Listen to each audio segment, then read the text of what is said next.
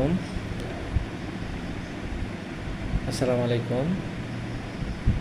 শুভ সকাল। আজকে খুব কষ্ট করে কর্মস্থলে চলে আসছি।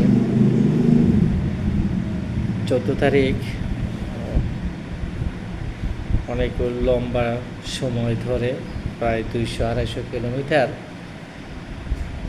বাইক চালাইতে যাইয়া কালকে অসুস্থ হয়ে পড়ি।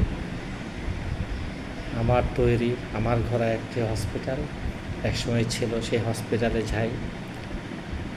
কলেজের পরে গিয়ে দেখি সেখানে প্রেশার অনেক বেশি হয়ে গেছে, দুইটাই।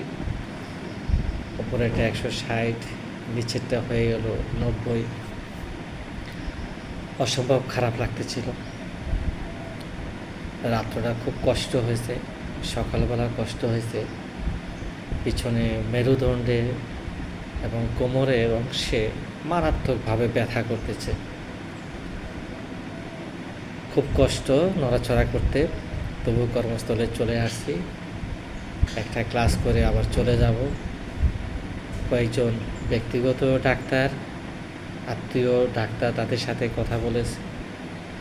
তারা এইটুকুই পরামর্শ দিয়েছে যে বেড রেস্ট, তাছাড়া আবার কিছু ওষুধের কথা লিখে দিয়েছে, সেগুলি খাবো। তারপর যদি অবনতি হয় তাহলে হয়তো বা ঢাকায় আবার কোনো হসপিটালে যাইতে হবে।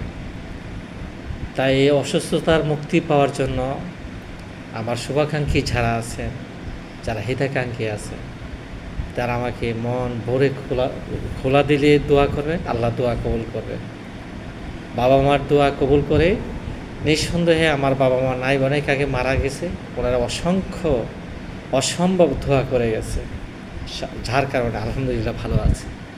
তো এখনও দোয়া চাইতে গেলেও অনেক সমস্যা। অনেকে সেই দোয়াটা করতে চান না। বিনয় সহিত তাদেরকে বলো, দোয়া না করেন, বদদোয়া দিয়েন না। দোয়াটা না করতে পারেন, বদদোয়া দিয়েন না।